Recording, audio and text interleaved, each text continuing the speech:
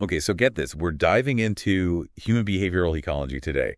And Oh, wow. yeah, it's going to be a wild one. We got all this research here, and it basically says that like what we do in the boardroom, Mm-hmm. even like the dating scene, is all tied back to, Really? evolutionary forces. You're talking like instincts that we've had for millions of years, back when like resources were scarce and survival was a daily thing. So you're saying even though we're not like fighting off saber-toothed tigers anymore, those same instincts are still in us. Exactly. That's kind of crazy when you think about it. It is. It explains so much about how we behave, especially when the stakes are high, like in business, or even like, those awkward first date Oh coffees. yeah, for sure.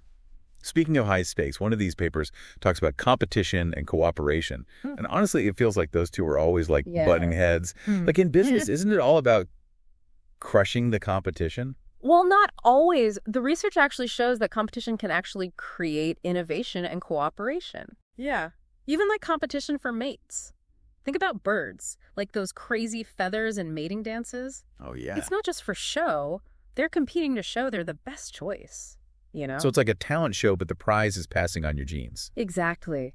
And that's where the cooperation comes in. Like that need to create the most impressive display often leads to some pretty complex collaborations, like those intricate bird nests or wolves hunting Bro, together. I never thought of it like that.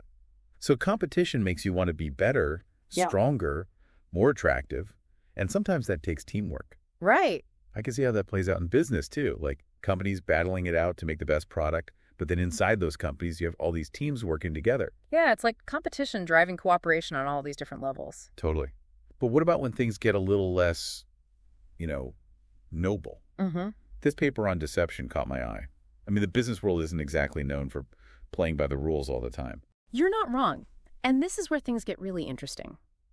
We've evolved to be really good at reading other people, but also at hiding our own intentions. Okay, confession time. I am terrible at poker. My face gives everything away. Hmm. But I do know people who can bluff without even blinking. Exactly. And the research says we even deceive ourselves to be better at deceiving others. Wait, so you're saying we lie to ourselves to lie to other people? That's the idea. If we believe our own lies, then we won't give off any signs that we're lying. That's crazy. It is. But it's a good strategy to make deception more believable. Yeah, I can see how that would be super helpful in like a tough business negotiation. But how does that work in relationships? Isn't honesty like the whole point? Honesty is important, but remember, relationships can also be competitive, Yeah. especially when you're choosing a mate. Because biologically, we're all trying to find the best partner to have kids with. Right. It's like survival of the fittest, but with love and dating apps instead of hunting and gathering. And that leads us to this concept called the Madonna whore dichotomy. Oh, yeah. This one might surprise some people. Okay, I'm listening. So it basically says that men, because of their, reproductive goals, might have two different strategies when choosing a mate. Okay, break it down for me. Some men are looking for long-term partners and want to invest in raising kids. They're drawn to women who seem loyal and nurturing. It's like the classic Madonna archetype. So like the dependable mom type. Yeah, and then there's the other side where men are looking for short-term flings and just want to have as many kids as possible. They might be drawn to women who are more adventurous. Okay, so like the free-spirited, exciting type. Exactly. But we have to remember that this is just a framework and a simplification. We're not saying this is how all men or women actually behave. Of course, we're just looking at the research and trying to figure out what might be going on beneath the surface.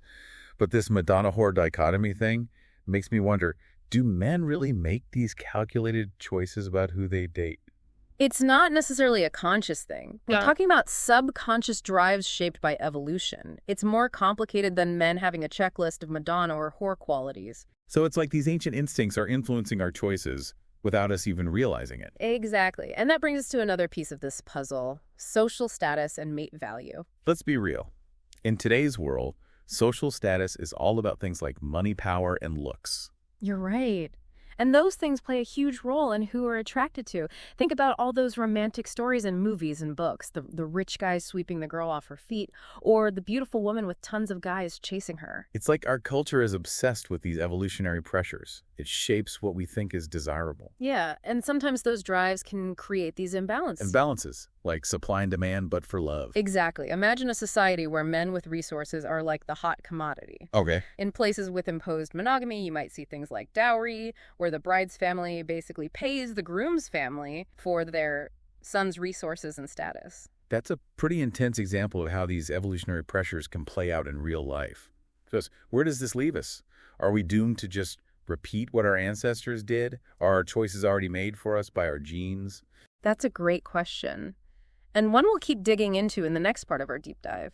We'll see if we can actually break free from these primal urges. Because honestly, I really want to know if love can actually conquer all, or if we're stuck with what our genes tell us to do. Before we go down that road and think it's all hopeless, I think it's important to remember that we're not just, robots controlled by our genes. What makes us human is that we can think for ourselves and make decisions. So it's not as simple as nature versus nurture. Right. Our genes might give us the starting point, but it's our choices and experiences that really shape who we are. Exactly. We inherit certain tendencies, but we can choose how we respond to them. Okay, so we still have free will, but if our brains are running on this ancient software, doesn't that make it harder to make good choices? Oh, it definitely makes things tricky. Our world is so different now from the one our ancestors lived in. There's so much going on all the time, so many choices, so much information. It's easy to just fall back on those instincts, even if they don't work so well anymore. It's like they say, our brains are wired for survival, not happiness. Right. You're always looking out for danger, even if the biggest threat is spilling your coffee. That's a great way to put it. Think about those times when you get super competitive at work, even if it means throwing your coworkers under the bus, or you're constantly on dating apps, even though you actually just want a real connection. Oh, yeah. Those are those ancient instincts messing things up in the modern world. So how do we get out of that trap? How do we, balance our caveman instincts with our modern lives? Asking for a friend, of course. Well, the first step is just being aware that those instincts exist. Understanding that they're part of who we are. Once you see those patterns in your own behavior, you can start making different choices. So it's becoming aware of the code that's running in the background. Yeah. Those automatic responses we don't even realize are controlling us. Once you see the code, you can rewrite it. Exactly. And things like meditation or yoga can help a lot with that. They train your mind to be more present, more aware of what you're thinking and feeling in the moment. And that awareness gives you the power to choose how you react instead of just going with your gut. So it's like creating that space between what happens and how you respond. Yeah. That moment where you can stop and ask yourself, wait, is this how I really want to act? Yeah, you got it. This is really good for me. It's all about finding that wise inner voice that can guide you through the craziness of modern life without letting those instincts take over. This makes a lot of sense. But what about relationships specifically? How does this evolutionary stuff help us figure out our love lives? Well, it starts with understanding that men and women both have evolved preferences for mates shaped by millions of years of evolution. And those preferences, even if we're not thinking about them, can influence our choices. So the classic idea that men are looking for women who look young and healthy, and women are drawn to men who have money and power. That's a very basic way of putting it. But yeah, those are some fundamental biological drives that can make us feel attracted to someone. But that seems kind of shallow, doesn't it? Yeah. There's got to be more to love than just looks and money. Of course. But we can't ignore the role biology plays in that initial spark of attraction. It's like a primal signal, a little voice saying, this person has good genes, they'd be a good partner and a good parent. So those butterflies you get when you meet someone new? Yeah. That excitement, is that partly our evolution talking to us? Exactly. But remember, just because you feel that initial spark doesn't mean the relationship will work out. You need more than just biology for long-term compatibility. Things like shared values, a sense of humor, being able to tolerate each other's music. Exactly. But understanding those biological drives can help us understand why we're attracted to certain people. And it can also help us see when a relationship might not last, even if the chemistry is amazing at first. So it's about knowing that those forces are there, but not letting them completely control us. Using our knowledge of evolution to make better choices about who we date and how we build relationships. Exactly. And it's also important to remember that relationships are a form of cooperation. We choose to invest in another person to share our lives and resources because we believe it'll be good for both of us. So love is like a win-win situation. Right. A deal that goes beyond those basic biological needs. In a way, yes. It's about our need for connection, for intimacy. And yes, sometimes our need to reproduce too. This is really eye-opening. So we're not just slaves to our instincts. We can choose to cooperate to love, to build real relationships, even if those choices are shaped by our past. That's what makes us human. We have the ability to go beyond our biology to create something more meaningful than just our instincts. But how do we know if we're making the right choices? How can we be sure we're really overcoming our programming and not just tricking ourselves? That's a big question, one that's been debated for a long time. And it's something we'll explore in the last part of our deep dive. We'll see if we can actually escape the pull of our primal past. Because I think we all want to know if it's possible to create a world where love and cooperation win out over competition and deception. All right, so we've spent like the last two parts of this deep dive uncovering some pretty wild stuff about how evolution shapes our behavior, in business and relationships. But the big question for me is, can we actually escape our past? Like, can we really move beyond those instincts? That's the big question, isn't it? And to be honest, there's no easy answer. It's not a simple yes or no. I was kind of hoping for a simple answer, some ancient wisdom to guide us through all this. I wish it was that easy. The truth is we're always navigating this tension between our instincts and our values, like a constant balancing act, nature and nurture. Okay, so it's a dance, but who's leading? Are we stuck with the music our genes are playing, or can we choose something different? I think it's more like a fusion. Our genes give us the rhythm, the basic steps. But our culture and our choices, they create the variations, the unique style of the dance. I like that analogy. But does that mean we're always going to be fighting these impulses? Yeah. Like one step forward, two steps back? There will always be challenges. But the important thing is to recognize them, to understand what's going on both inside us and in the world around us. So knowledge is power.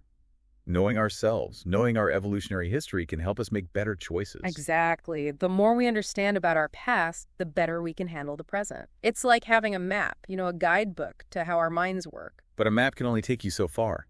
You still have to choose where you want to go. Exactly. And that's where things get really interesting. Because in the end, the question isn't, can we escape our programming, but how do we express it? Express it. So it's not about getting rid of those instincts completely, but about using them in a way that's more positive, more aligned with what we believe in. Exactly. Think of it like this. We all have this primal energy, this drive for survival, for connection, for meaning.